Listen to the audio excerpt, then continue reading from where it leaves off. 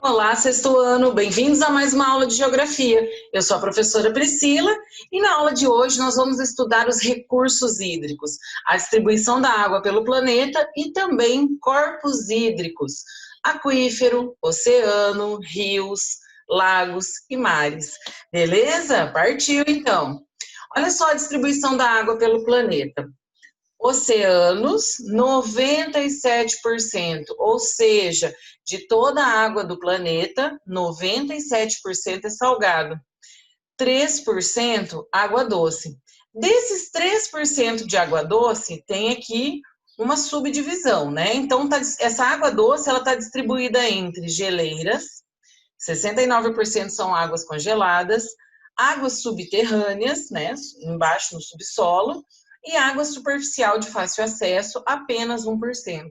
E esse 1%, ele tem aqui uma distribuição também. 1% de água superficial de fácil acesso, tem aqui uma distribuição. 52% são os lagos, 38% a umidade, mais 8% que é o vapor de água da atmosfera, né, contido na atmosfera, água no interior dos organismos vivos, 1%, e os rios, 1%. Gente, por incrível que pareça, né, somente 1% das águas superficiais de fácil acesso são rios, né? Eu acho impressionante, porque a gente tem aquela sensação daqueles rios enormes, exuberantes, com uma quantidade tão grande de água, né? Então dá para a gente ter uma noção aí que realmente o nosso planeta Terra deveria ser chamado de planeta água. Então a gente tem aí a maior parte do volume de água salgada, beleza? Essa água salgada, ela não pode ser aproveitada diretamente para o consumo humano.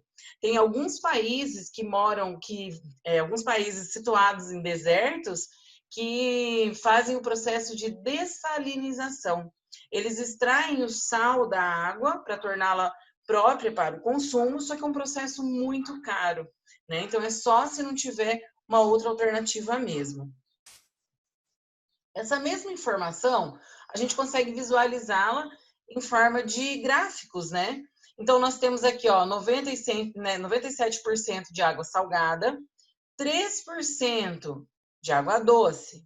Essa água doce, 79% é congelada, 20% são as águas subterrâneas, os lençóis freáticos, os aquíferos, né? Enfim, 1% água doce de fácil acesso. Aí nós temos aqui, ó, água superficial de fácil acesso, né? Que seria que esse 1% está distribuído nessas seguintes situações: lago, grande parte, umidade, rios, água no interior dos organismos vivos, vapor de água atmosférico, certo? Nós temos aqui o que a gente chama de água virtual. O que seria essa água virtual? É toda a água utilizada no processo produtivo de todos os produtos que a gente utiliza no nosso dia a dia, certo? Não só de alimentos, como também de todos os utensílios, objetos, carro, roupa, calçado.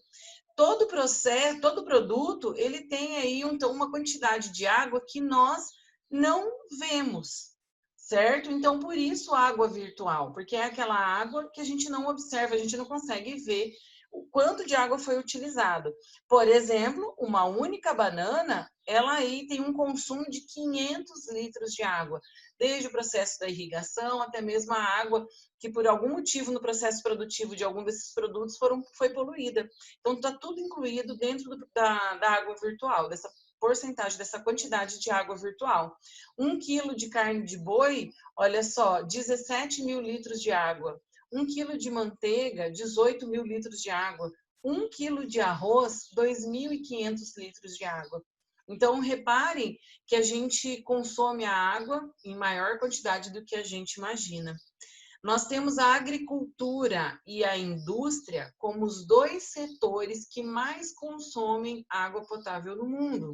A agricultura para irrigação, né, no caso da irrigação, e a indústria no caso dessa água virtual. Tudo que se produz vai em mais água do que a gente consegue ver, né, com nossos olhos aí nesses produtos que a gente utiliza no nosso dia a dia, ou de alimentação, ou de uso, né? Objetos que a gente usa no nosso dia a dia. Nós temos aqui o ciclo hidrológico. Ciclo, olha só, por quê? Porque nós temos aí o centro desse processo, o Sol, a radiação solar, que aquece a água contida na superfície, que evapora, sobe para camadas mais altas, se condensa e chove. Várias gotículas de água vão subindo para a atmosfera. Lá, elas vão se condensando, elas vão se unindo, né? Juntando várias gotículas, até que forma uma gota mais pesada, que o ar já não consegue mais segurar e cai em forma de precipitação, forma de chuva, neve, granizo, certo? São todas formas de precipitação. Então, ocorre, né, esse ciclo, ó, evapora, condensa, precipita, né? Evapotranspiração das plantas, a evaporação das águas dos oceanos, de rios ou lagos, se condensa e precipita. Aí volta a alimentar aqui as águas subterrâneas, as águas do oceano, volta a evaporar e assim vira um ciclo. Grande corpos de água, gente, nós temos os oceanos. Qual é a diferença de oceano e mar? Oceano são as grandes massas líquidas que envolvem os continentes. Já o mar é a porção do oceano que está mais próximo à parte continental. Então, o mar pertence ao oceano. É uma parte do oceano que está próxima à parte continental, certo? Então, nós temos, por exemplo, o Oceano Atlântico e a parte do Oceano Atlântico que está aqui, por exemplo, no litoral brasileiro, olha, próxima à porção continental, se chama mar. Nós temos aí três tipos de mares. O mar fechado, como o mar Cáspio, por exemplo, que ele é envolto, né, por porções continentais, certo? Ele é um mar fechado, com água salgada, é como um lago de água salgada, sem contato com o oceano. Nós temos o mar Mediterrâneo como um exemplo de mar interior, que é um mar que ele tem acesso ao Oceano Atlântico através aqui do Estreito de Gibraltar, né, que passa entre o norte da África, que é a Europa, que é a África, olha. Então aqui o mar Mediterrâneo, ele entra em contato com o Oceano Atlântico por aqui, olha, por esse canal aqui, beleza? E nós temos o Mar do Norte, que é um mar aberto, que é o que a gente conhece quando vamos ao litoral, né? A gente observa que ele não tem nenhuma porção continental ao redor dessa água salgada, certo? É um mar aberto. Grandes corpos, os rios e os lagos. Então, nós temos os rios, que é uma massa líquida que corre pela superfície através de uma calha que nós chamamos de leito. O rio, ele nasce em um relevo mais alto através do derretimento das geleiras, ou de uma mina, né, um olho de água, ou também do escoamento da água da chuva no relevo mais alto. E ele tem, isso é a sua nascente, e ele vai até a sua foz, que é onde o rio termina. Esse rio, ele pode desaguar em outro rio, ele pode desaguar em um lago ou no oceano. Então, a nascente é onde o rio começa e a foz aonde o rio termina. Nesse processo, alguns rios, no período de estiagem de algumas regiões do mundo, parou de chover, os rios desaparecem. O período de estiagem é o período de que não chove. Nós temos o exemplo, o exemplo do sertão nordestino. Nós temos uma região aqui no Brasil que fica muitos meses sem chuva e grande parte dos rios dessa região desaparecem, ficam secos. Olha aqui, gente. O que é um rio? No período de chuva, ele é um rio grande, com grande volume de água. No período de estiagem, ele simplesmente desaparece, certo? Depende da sua nascente. Por quê? Por exemplo, o Rio São Francisco é um rio que corta o sertão nordestino, mas a sua nascente está em Minas Gerais, em uma região de grande quantidade de chuva. Então, ele está sempre sendo alimentado pela água da chuva. Por mais que ele corte todo ali o sertão nordestino, mesmo no período de estiagem, por conta da sua nascente, ele permanece com volume de água o ano todo. Então, nós temos o rio perene, que é o rio que não seca, e o rio intermitente, que é o rio que seca no período de estiagem, beleza? E nós temos aqui também os lagos. Então, o lago, ele é a água que se armazena em relevos mais baixos, que foi formado ou por um vulcão extinto, ou com um choque, né, antigamente, lá antigamente, tempos geológicos, né, bem antigo, pelo choque de um meteoro, né, como é o caso desse lago aqui na Índia, olha, o lago Astroblema. Então, é o choque de um meteoro que abriu essa cratera aí e foi preenchida por água, beleza?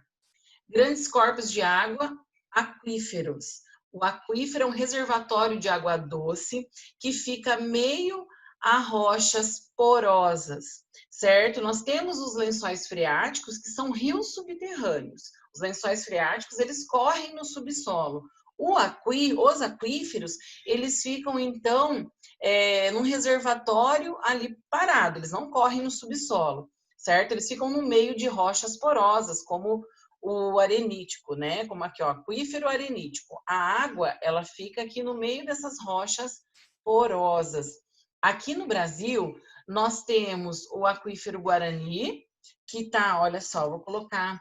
Ah, antes da gente falar sobre o aquífero, só para vocês terem uma noção de quão importante é o Brasil na questão dos recursos hídricos. Gente, dá uma olhadinha aqui na hidrografia do nosso país. Olha como somos privilegiados.